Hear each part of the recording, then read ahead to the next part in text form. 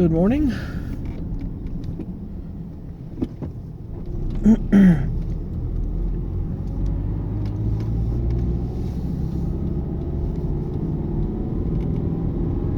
Guy looked rough.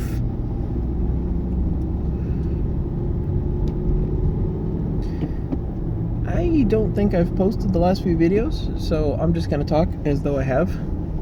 As I'm sure you're already aware, many Raspberry Pis have been pied and attempted, and frustration was had. But the results, I have a couple of results. I'll probably post this video today. I made a tiny, the goal was a,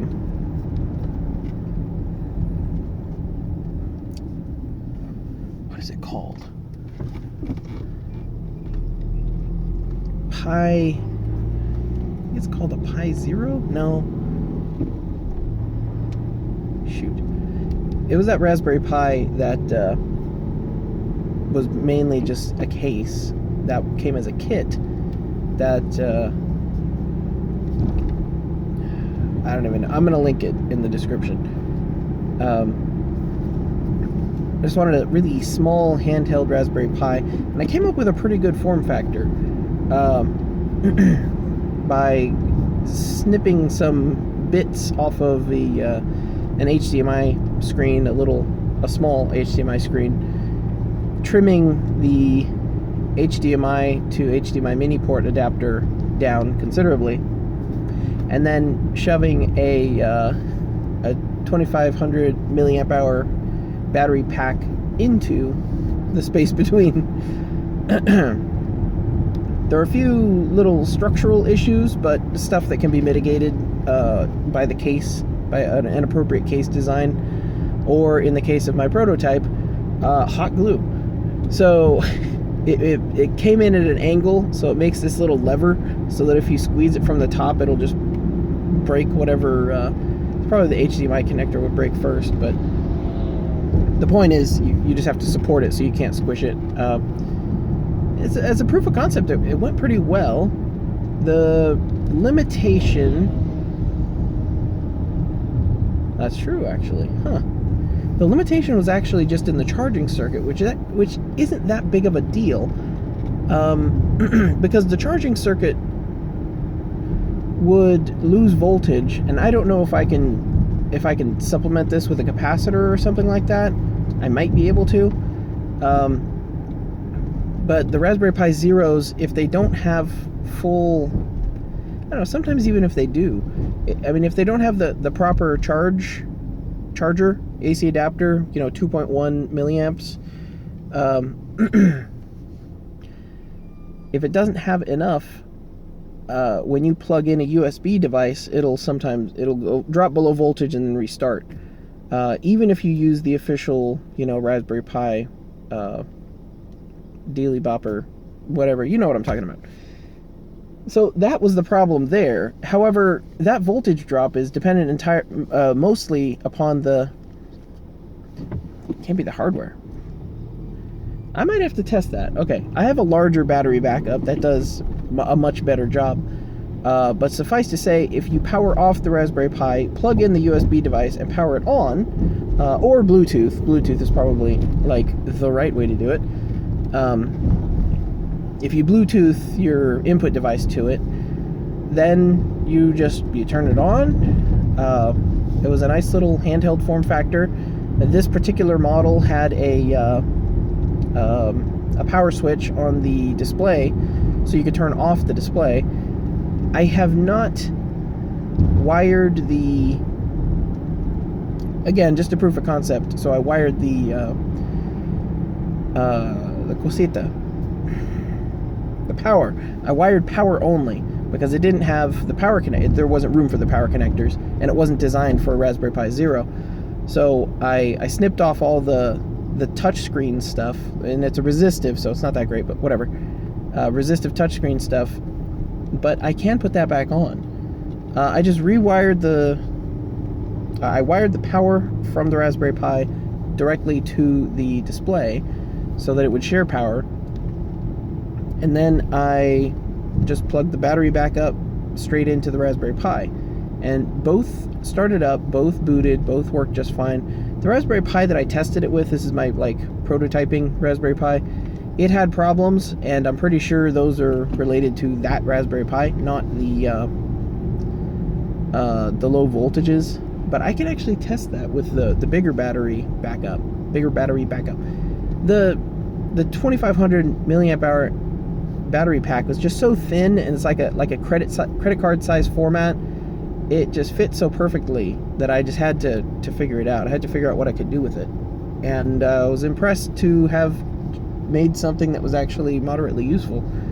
So I have a video that I'll be uploading of the form factor, and it actually winds up such that the battery back sticks out a little bit, and it's a perfect spot for your thumb. And that's one of the things that people don't usually realize when you have touch devices, is you actually kind of want some bezel.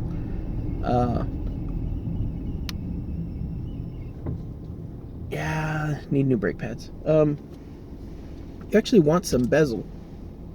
Otherwise, you wind up touching the screen the entire time. But if you have a spot for your thumb, for example, then everything just kind of fits in. This actually has the benefit of, you can kind of grab onto the other side and hold it like this. So that's pretty convenient. This is the larger battery backup. This is a 5000 milliamp hour. Again, these are cheap ones. A nicer one would probably work better, but it has a LCD display of the battery life. And that covers a lot of features for this Raspberry Pi tablet, I guess. Because that is capacitive touch. It is a pretty good touch. It's supposed to have like 10-point touch. I don't think it's programmed for it. So like technically, I guess. But the capacitive sensing isn't actually that fast, so you can't do like drawing on it, but unless you go slow. So not super great, but good for what it is. I think what I'm going to wind up doing is having this set up to be running some level of interface, either a terminal with TMUX sessions, split windows and all that, or just Emacs when I get better at that, better at writing interfaces for that.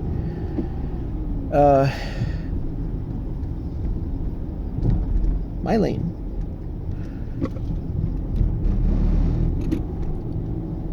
There we go. And then just have it connected to my phone the whole time, because I expect it to have very, very little traffic. And I'll probably measure it for a while and make sure it's doing all right. But at least I can know how much traffic it's actually going to have. So that way, my phone is relaying data, but it's all encrypted data.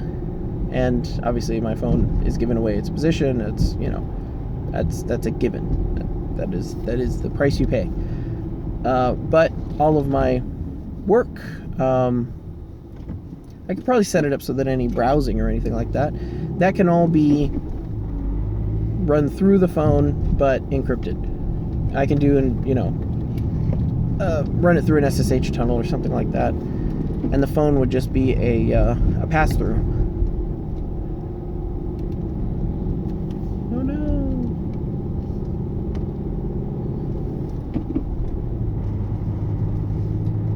So I think that has a lot of potential for being something that stays active and open, and it recharges really well. It actually does recharge. You need 2 milliamps, or 2000 milliamps. What am I saying? 2 amps. You need 2 amps to get it to charge while it's running, but it still does charge. It does get a bit warm. It's not uncomfortable. I would say that the Raspberry Pi Zero was actually more uncomfortable than the Raspberry Pi 3, which is rather strange. Although I was contacting the circuit board directly while I was holding that little handheld.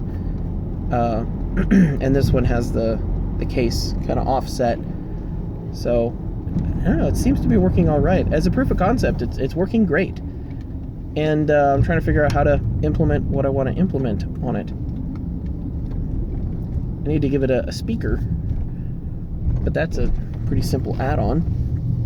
And so far, everything's, you know, knock wood, everything's been going all right.